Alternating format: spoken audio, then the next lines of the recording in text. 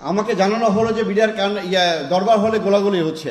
আমি সঙ্গে সঙ্গে আমার গাড়ি পাশেই ছিল, আমি গাড়িতে উঠে দ্রুত আমি ধানমন্ডি ক্যাম্পে চলে আসি, ধানমন্ডি ফিজিক্যাল ট্রেনিং ক্যাম্পে। সেখান থেকে আমি 7টা AK-47 ড্র করি, প্রায় 2000 রাউন্ড নিই, আমার সাথে আরও 7 জনকে সঙ্গে নিয়ে নিই।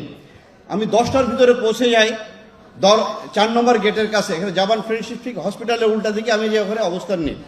তখনও গেটে কিন্তু 2 থেকে 3 জন সৈনিক পাহারা দিচ্ছিল, 1টা 2টা গুলি আসছিল। এর ভিতরে আমি এডিজি কর্নেল রেজানুরকে জানালাম, ডিজি হাসান মাহমুদকে জানালাম। আপনি জানেন এই হাসান মাহমুদ পরবর্তী যে পুলিশের সে IGP হয় এবং স্পেনের রাষ্ট্রদূত হয়, এবং কর্নেল রেজাকে কিন্তু তারা পরে আপনার মেজর জেনারেল বানায়। MS ছিল, সে DOC ছিল। যে এরা কি করলো, আমাকে ফোন করে একটার পর একটা ফোন শুরু করলো যে জামান তুমি ভিতরে ঢুকবে না। তা আমি জিজ্ঞাসা করলাম, স্যার আমরা এখানে অফিসারদের তো মেরে ফেলতেছে, আমাদের কাছে আসলে গুলি শুরু হয়েছে। বলে যে না তুমি ভিতরে ঢুকবে না, আমরা প্রধানমন্ত্রীর সাথে বসেছি যমুনা ভবনে, উনি বলছে কেউ গোলাগুলি করবে না, উনি এটা শান্তিপূর্ণভাবে সমাধান করবেন।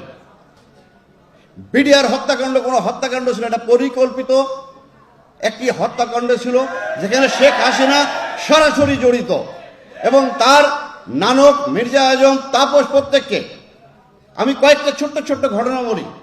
সারাটা দিন আমাদেরকে ঢুকতে দিল না, সেনাবাহিনী আসলো, এসে আমার কাছে তখন মেজর ওয়াকার ওয়াইসি ছিলেন 17 বেঙ্গলের, এখন বর্তমান সেনাপ্রধান। উনি একটা কোম্পানি নিয়ে আসলেন, আমাকে বলে জামান এখানে কি করব।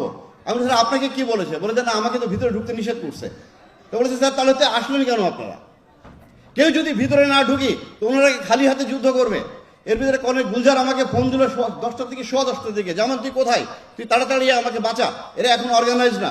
আমি বলি স্যার আমি এসে গেছি স্যার, আমাদের ঢুকতে দিচ্ছে না। কর্নেল এমদাদ আপনারা জানেন, one of the best commando of Bangladesh, 500 জাম করেছিলেন উনি, ওনার জানে ভয় করে কিছু ছিল না। এই কর্নেল এমদাদ আমার জামান তুই একটা প্লাটুন নিয়ে ভিতরে আয়। আমি শাউট করতেছি কর্নেল রেজার সাথে যে স্যার আপনি যমুনা ভবন রাখেন, আমাদেরকে ভিতরে ঢুকতে দেন। আমার 5 নম্বর গেটে মেজর আমিন আছে, আমি এখানে আছি, প্রায় 150 আমার সঙ্গে র্যাবের সদস্যরা আছে, প্রত্যেকে আমরা আর্মড আছি, ঢুকতে দেয় না।